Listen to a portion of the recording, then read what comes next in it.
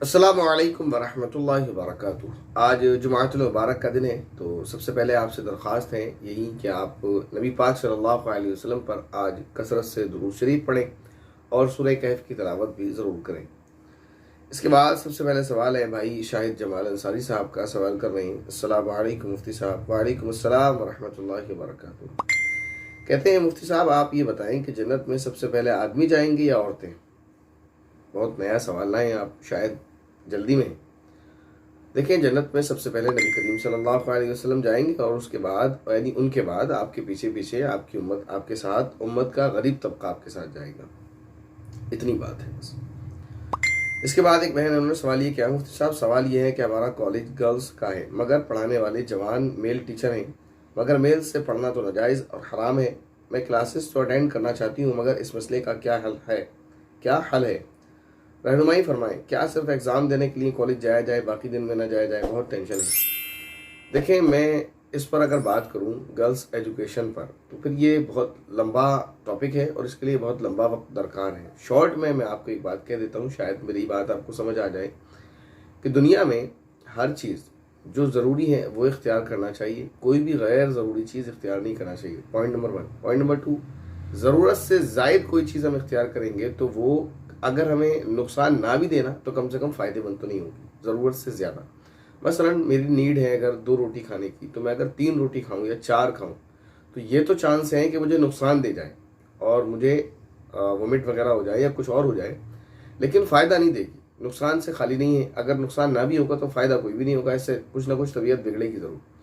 तो जो चीज़ की जिस चीज़ की जितनी ज़रूरत है उस चीज़ को उतना ही इख्तियार करना चाहिए और गैर ज़रूरी चीज़ इख्तियार नहीं करना चाहिए। मसलन कोई भी नहीं करता, मुझे किसी चीज़ की ज़रूरत नहीं है और मैं उसे इख्तियार करने लगूँ तो ये मेरे लिए फ़ायदेमंद नहीं, नुकसानदेह ही होगा। मसलन मेरी बॉडी को किसी भी चीज़ की यानी जो चीज़ चाहिए वो सारी पूरी है, जो चीज़ नहीं चाहिए मैं उसको ज़बरदस्ती उसके अंदर, मसलन मैं खामखा डॉक्टर के पास जाऊँ, उसको ग्लूकोज़ की बोतलें चढ़वाने लगूँ, तो ये अच्छी बात नहीं। ये बात समझने के बाद आप ये चीज़ समझें, जो दुनियावी तालीम है उसका मकसद क्या है? उसका मकसद सिर्फ और सिर्फ ये है कि अच्छी तालीम होगी तो अच्छी जॉब होगी, अच्छी जॉब होगी तो अच्छा यानी अच्छी सैलरी होगी। अगर मकसद पैसा कमाना है तो ये जिम्मेदारी इस्लाम ने मर्दों पर डाली है, औरतों पर नहीं। तो इस नीयत से अगर किसी को पढ़ना है कि मुझे अच्छी यानी जॉब होगी और उसके बाद मेरी अच्छी सैलरी होगी, अच्छा मैं कमा सकूँगी, तो फिर मेरा मशवरा उसको यही है कि उसको नहीं पढ़ना चाहिए, क्योंकि ये जिम्मेदारी उसकी है नहीं कि वो कमाए। ये जिम्मेदारी उसके वालिद की, उसके भाई की, उसके शौहर की है। ठीक है ना? मैं मुस्लिम सोसाइटी की बात कर रहा हूँ, वहाँ शौहर अपनी जिम्मेदारी पूरी निभाते हैं अल्हम्दुलिल्लाह। और जो इस्लाम पर अमल करने वाले नहीं होते मुस्लिम सोसाइटी के अंदर भी, तो फिर उनसे तो फिर क्या ही कहा जाए। ठीक है ना? बात वहाँ हो रही है जहाँ लोग इस्लाम को फॉलो कर रहे हैं। तो जो एक अच्छा मुसलमान होगा वो अच्छा शौहर भी होगा, अगर वो अच्छा शौहर नहीं है तो वो अच्छा मुसलमान भी नहीं। ठीक है ना? तो अगर पढ़ने का मकसद सिर्फ पैसा कमाना है तो नहीं होना चाहिए। और अगर पढ़ाई का मकसद खिदमत खल्क है, मसलन आपका इरादा ये है कि मैं डॉक्टर बनूं, इसलिए कि आजकल डॉक्टर्स किस तरह आवाम को लूट रहे हैं, सबकी बात नहीं कर रहा मैं, लेकिन ये है ऐसा कि डॉक्टर लूट रहे हैं।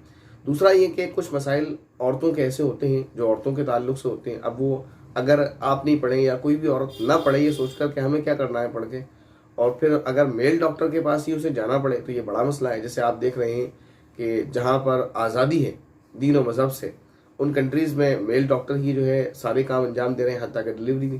तो ये एक बहुत ही घिनौना अमल है जिसको किसी सूरत में पसंद नहीं किया जा सकता, कम से कम मुस्लिम माशरे के अंदर।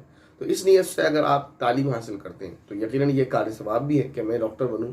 और मेरी इसके 2 मकसद मैंने बता दिए। पहला ये है कि गरीबों को जो लूटा जा रहा है उनको मैं न लूटूँ, यानी उनको बचाया जाए इस लूट से, और उनकी सेहत का ख्याल रखा जाए, और उनको इलाज जो है जिस कीमत में आसानी के साथ में असर आ सकता है वो पहुंचाया जाए, और मुमकिन हो तो उनके लिए इलाज फ्री भी किया जाए। और दूसरा मसला औरतों वाला मैंने जो बताया, तो ये नीयत है तो इस नीयत के साथ पढ़ना कार सवाब, यानी सवाब का काम है। न सिर्फ ये कि पढ़ना चाहिए बल्कि सवाब का काम है। तो पहले ज़रूरत को देखें, ज़रूरत है या नहीं। अगर ज़रूरत है तो फिर उसके एतबार से फिर रास्ते निकाले जाएंगे। अगर ज़रूरत है तो फिर उसके लिए भी फिर बात यही है कि इस्लाम तो यही कहता है कि मुस्लिम लड़कियों के लिए, या मुस्लिम नहीं बल्कि लड़कियों के लिए, खैर लड़कियों के लिए सेपरेट तालीम का इंतज़ाम हो, जहाँ पूरा डिपार्टमेंट जो है वो उसको चलाने वाली औरतें ही हों, वहाँ पढ़ाने वाली भी औरतें हों। तो ये सूरत निकल आए तो बहुत अच्छी है। लेकिन अगर ये नहीं निकलती है, मजबूरी है, तो फिर मजबूरी और ज़रूरत के तहत कुछ गुंजाइश निकालनी पड़ती है, वरना ये सूरत हाल ज़्यादा बुरी होगी فیوچر میں کہ ایک عورت ہے جس کی ڈلیوری ہونا ہے اور اس کے لیے میل ڈاکٹر ہوں اویلیبل، کیونکہ عورت تو کوئی نہیں ہے، اور پھر اس کی ڈلیوری میل ڈاکٹرز کے ذریعے کرائی جائے، یہ بڑی بھیانک صورتحال ہوگی۔ تو اس ضرورت کے تحت، یعنی ضرورت اور مجبوری کے تحت گنجائش نکالی جائے گی، تو وہ صورت جو ہے اس کے تحت یہ بات ہو سکتی ہے۔ اگر آپ اس ضرورت کے تحت پڑھ رہی ہیں تو یہی کہا جائے کہ جتنا آپ کی حد میں، اب آپ کی حد آپ کے بس میں تو نہیں ہے کہ آپ اسٹاف کو چینج کر دیں، میل اسٹاف کو بدل دیں آپ، یا آپ اسٹرائک کریں کالج میں کہ نہیں ہمیں فیمیل اسٹاف ہی چاہیے، تو آپ کے بس میں تو نہیں ہے۔ یا یہ بات ہے کہ سارے اسٹوڈنٹس مل کر یا اور لوگ مل کر اس بات کی طرف انتظامیہ کو، جو کالج کا انتظامیہ ہے اس کو توجہ دلائیں، اور اگر یہ ممکن ہے، پاسبل ہے، اگر ہو جائے کہ وہاں جو اسٹاف ہے وہ میل ٹیچر کے بجائے فیمیل ٹیچر ہی ہو سارا، تو بہت اچھی بات ہے اگر یہ ہو جائے تو۔ لیکن اگر نہیں ہوتا ہے تو پھر مجبوری ہے، اور مجبوری کے تحت گنجائش نکالنی پڑتی ہے، جو میں نے آپ کو صورت بتائی اس تحت آپ سے جتنا ہو سکتا ہے آپ مکمل پردے کا خیال کریں، باقی آپ تعلیم پر توجہ دیں، اور انشاءاللہ امید ہے اللہ کی ذات سے کہ اللہ معاف فرمائیں گے۔ اس کے بعد محترمہ ریشمہ رؤوف کہتی ہیں، ایک چینل کے تعلق سے بتایا تھا کہ اس کو رپورٹ کر کے آئیں، تو کہتی ہیں کہ وزٹ کر کے تو میں آ گئی، لیکن وہاں پر رپورٹ والا آپشن مجھے نہیں ملا، وہ تو تھا ہی نہیں۔ کسی بھی چینل کے ہوم پیج پر جائیں گے، اس میں اوپر سیدھے ہاتھ پر 3 ڈاٹ ہوتے ہیں، وہاں کلک کریں گے، وہاں رپورٹ کا آپشن ہوتا ہے، اس پر کلک کریں گے، پوری ڈیٹیل آپ سے مانگتا ہے کہ آپ اس کو رپورٹ کیوں کرنا چاہتے ہیں، تو پھر اس بیس پر آپ اس کو رپورٹ کریں۔ اس کے بعد ایک اسی ویڈیو کے تعلق سے سوال ہے، لیکن آپ نے تھمبنیل پر مولانا طارق جمیل صاحب اور مفتی طارق مسعود صاحب کی پک لگائی ہے، ایسا کیوں؟ اس میں 2 لائنیں لکھی ہیں تھمبنیل پر۔ پہلے تو یہ سمجھے کہ یہ جو کام ہے ایڈیٹر کا اور ایڈمن کا کام ہے، ٹھیک ہے نا، مفتی صاحب کا نہیں۔ دوسری بات یہ کہ اس پر جو 2 لائنیں لکھی ہیں، ایک لائن کا تعلق ان سے ہے جس کا آپ نہیں سمجھ رہی ہیں، اور جس کا آپ سمجھ رہی ہیں اس کا تعلق ان سے نہیں ہے۔ اس کے بعد ایک بھائی انہوں نے سوال یہ کیا ہے، حضرت یہ طلسمتی نہیں ہوتا، طلسماتی ہوتا ہے، عملیات کیا ہوتی ہے اور ان سے ہم کو کیا فائدہ ہوگا؟ مجھے نہیں پتا یہ کیا ہوتے ہیں اور ان سے کوئی فائدہ نہیں ہوتا۔ دوسرا سوال ہے، کیا سچ میں پری ہوتی ہے؟ ہاں پری تو ہوتی ہے، جنات کی جو وائف ہوتی ہے اس کو پری کہتے ہیں، دیکھی میں نے کبھی نہیں، نہ اس کی کوئی فوٹو دیکھی۔ اس کے بعد ایک بھائی انہوں نے سوال کیا، السلام علیکم مفتی صاحب۔ وعلیکم السلام ورحمۃ اللہ وبرکاتہ۔ آپ خیریت سے ہیں؟ جی الحمدللہ، آپ تمام بہن بھائیوں کی دعائیں ہیں، اللہ تعالیٰ سے دعا ہے کہ اللہ تعالیٰ آپ تمام کو بھی بخیر و عافیت رکھے۔ کہتے میرے سوال کا جواب ضرور دیں، اگر شوہر باہر گیا اور دارو پی کر آ گیا اور بیوی کو پتہ چل گیا، اس کے بعد بیوی کے پوچھنے پر اس نے بیوی سے غصہ ہو جاتا ہے، تو پھر بیوی کو کیا کرنا چاہیے بتائیں پلیز۔ وہ تو بیوی سمجھے شوہر کی کیا کنڈیشن ہے، لیکن بہرحال یہ کہ جب شراب پی کر آئے گا تو اچھی حرکتیں تو دکھائے گا نہیں، بری ہی کرے گا۔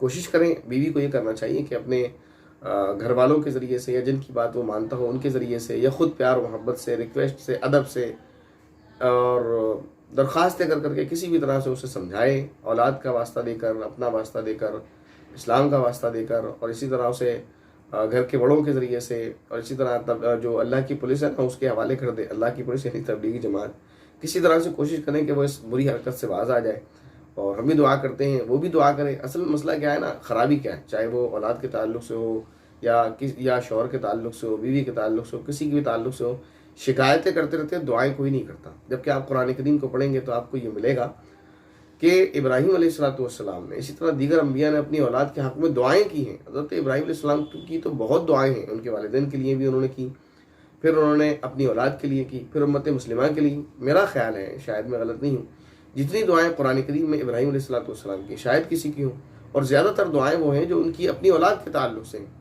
تو ہم آج شکایت تو کرتے ہیں کہ ہماری اولاد ایسی ہو رہی ہے، شوہر ایسا ہو رہا ہے، بیوی ایسی ہو رہی ہے، لیکن ایمانداری سے بتائیں کون ایسا ہے جس نے رات کو اٹھ کر 2 رکعت صلاۃ الحاجت پڑھی ہو اور اس میں اللہ سے یہ دعا مانگی ہو کہ اللہ میں نے جو آپ سے حاجت مانگنی ہے نا، میں نے جو حاجت رکھنی ہے، وہ حاجت یہ ہے کہ میرے شوہر کی اس بیماری سے اس کو نجات دے دے، یہ شرابی ہے اس کو شراب سے چھڑا دے، یا بیوی کے اندر کوئی برائی ہے تو اس کو چھڑا دے، اولاد کے اندر کوئی برائی اس کو چھڑا دے۔ کوئی نہیں کر رہا ہے الا ماشاء اللہ کوئی کرنے والا ہو، لیکن حقیقت یہ ہے کہ شکایتیں سب کر رہے ہیں، دعائیں کوئی نہیں کر رہے ہیں، تو پھر کیسے ہوگا؟ اولاد میں کوئی برائی ہے تو ڈانٹ لیا، ڈپٹ لیا، مار لیا، شکایتیں کر لیں، بیوی میں کوئی برائی ہے تو اس کے ساتھ بھی یہی معاملہ ہے، شوہر کے ساتھ برائی ہے اس کے ساتھ بھی یہی معاملہ ہے، لیکن بتائیں کون ایسے دعائیں کر رہا ہے جیسے حضرت ابراہیم علیہ السلام نے اپنی اولاد کے لیے کی؟ ان کی اولاد تو معاذ اللہ تصور بھی نہیں کر سکتے ہم، کیا ایسے عیبوں میں، کیسے بھی عیبوں میں نہیں تھی، ان کی اولاد تو ساری کی ساری نبی ہے، اور ان کی اولاد تو ایسی ہے کہ کسی نبی کی اولاد ایسی نہیں کہ اولاد نبی ہیں سارے کے سارے۔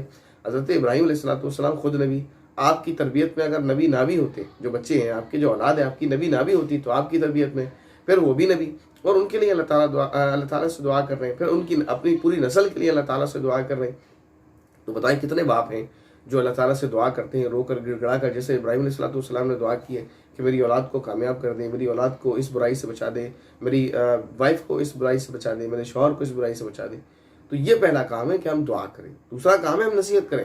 ہم کیا کرتے ہیں؟ پہلا کام ہے نصیحت کرنا، ڈانٹنا، ذلیل کرنا، یہ کام پہلے کرنے لگتے ہیں، چاہے بیوی ہو، چاہے شوہر ہو، یا ماں باپ ہو۔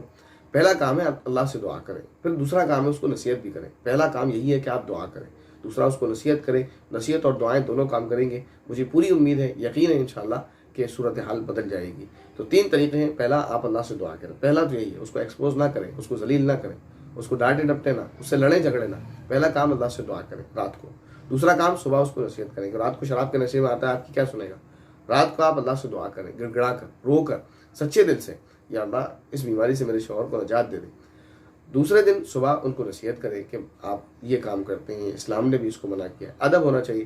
ایک تو طریقہ یہ ہے کہ دیکھیں، بڑا بھی حقیقت یہی ہے نصیحت میں، اور جو کارآمد ہوتی ہے اس میں یہی چیز ہے کہ آپ اس کو محبت سے اور ایسے سمجھائیں کہ سامنے والے کو لگے کہ یہ میرا بھلا چاہتا ہے، مجھے ذلیل نہیں کر رہا ہے۔ تو نصیحت کریں، تذلیل نہیں۔ تذلیل کریں گے تو پھر نہیں ہوگا معاملہ۔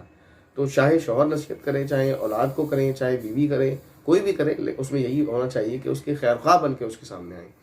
تو پہلا نمبر یہ ہے کہ آپ دعا کریں، دوسرا نمبر یہ ہے اس کو محبت سے نصیحت کریں، تیسرا نمبر یہ ہے کہ اس کے جو قریبی لوگ ہیں، یعنی ایکسپوز نہیں کرنا، ڈھڈورا نہیں پیٹنا ہے، اس کے جو قریبی لوگ ہیں، اس کے والدین ہیں، یا جن کو وہ مانتا ہے، اس کا کوئی دوست ہے، یا کوئی بھی ایسا ہے جس کی بات وہ بہت مانتا ہے اور جس کو اس کے بارے میں پتہ بھی ہے، ان لوگوں کو بتائیں، ان سے کہیں کہ محبت سے سمجھائیں، انشاءاللہ صورتحال بدل جائے گی۔